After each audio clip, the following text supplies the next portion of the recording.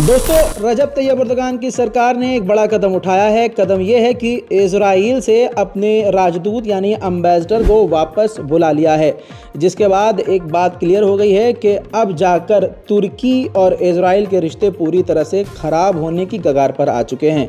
इससे पहले कई सारे एग्रीमेंट और डील जो वहाँ की तुर्की की कंपनियां हैं उन्होंने पहले ही इजराइल के साथ रद्द कर दी हैं। इसी के साथ रजब तैयब अर्दोगान का बयान जो सबसे बड़ा फ़िलहाल का ये है वो ये है कि रजब तैयब अर्दोगान ने कहा है कि इंटरनेशनल क्रिमिनल कोर्ट में हम इजराइल के इन तमाम मुद्दों को लेकर जाएंगे, क्योंकि इजराइल ने वॉर क्राइम किया है। सीज़ फायर ना करने की वजह से इस वक्त रजब तैयब अर्दोगान की सरकार यानी तुर्की बुरी तरह से चिढ़ गई है। हालांकि पूरी दुनिया की तरफ से प्रेशर बनाया जा रहा है कि जैसे तैसे हो और जो भी हो सीज़ फायर कर दिया जाए। रजब तैयब अर्दोगान कई बार इस बात को बोल चुके हैं, लेकिन इजराइल ने सुनने से इनकार कर दिया है। फिलहाल अब इंटरनेशनल क्रिमिनल कोर्ट की धमकी अर्दोगान ने दे दी है। इसके अलावा रजब तैयब अर्दोगान ने साफ तौर से कहा है कि इंटरनेशनल लॉ का उल्लंघन करते हुए इजराइल जो है लगातार जो है ह्यूमन राइट का उल्लंघन कर रहा है। साथ ही बच्चों को, अस्पतालों को, एम्बुलेंस को, इंटरनेशनल बिल्डिंग्स को, संस्थाओं को निशाना बना रहा है। दुनिया ये देख रही है लेकिन मुंह बंद करके देख रही है। रजब तैयब अर्दोगान का बयान इजराइल को नागवार गुजर सकता है।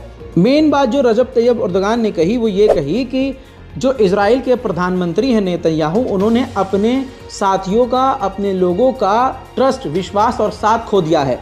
उनके साथ अब कोई नहीं है। अब सिर्फ और सिर्फ जो इजराइल के प्रधानमंत्री हैं वो धर्म की आड़ लेकर नरसंहार कर रहे हैं। रजब तैयब अर्दोगान ने एक तरह से कमान संभालने के संकेत दिए हैं। रजब तैयब अर्दोगान ने जो बड़ी बात कही है वो सुनिए क्या कहा। उन्होंने कहा कि अब ये यानी नेतन्याहू जो हैं बात करने के काबिल नहीं है, इससे बात करने का कोई फ़ायदा नहीं है।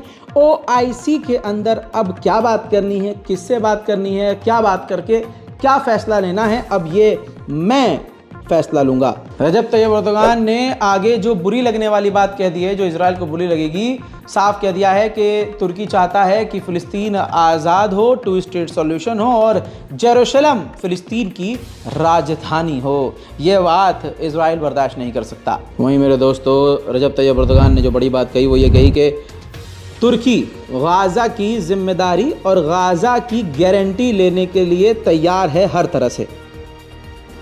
वहीं दोस्तों, यूरोपीय यूनियन पर भी रजब तैयब अर्दोगान भड़क गए हैं। रजब तैयब अर्दोगान ने कहा है कि यूरोपीय यूनियन से हमारा भरोसा उठ चुका है, क्योंकि यूरोपीय यूनियन ने जेनोसाइड यानी नरसंहार से पूरी तरह से आंखों को बंद कर लिया है और मुंह फेर लिया है। अगला जो बड़ा अपडेट है वो ये कि हमास ने हार मानने से इनकार करते हुए कहा कि दुनिया याद रखेगी कि हम कैसी जंग किस इजराइल से लड़ रहे हैं। एक और आपके दिल को खुश कर देने वाली जानकारी दे दूं, गाज़ा के अंदर हमला करने के दौरान इजराइल के 29 यानी 1 जवान जो है सैनिक इजराइल के मारे गए हैं और लगभग 250 से ज़्यादा पहले ही घायल थे और लगातार ये संख्या घायलों की बढ़ती जा रही है। मेरे दोस्तों, अल कस्साम ब्रिगेड ने बड़ी बात कही। अल कस्साम ब्रिगेड ने साफ तौर से कह दिया कि पिछले हमने 24 आर्म व्हीकल 48 घंटे में हमने ख़राब किए हैं। इसके अलावा आपको बता दूं, बड़ी जानकारी ये है कि इजराइल ने अब तक 55 मस्जिदें और 3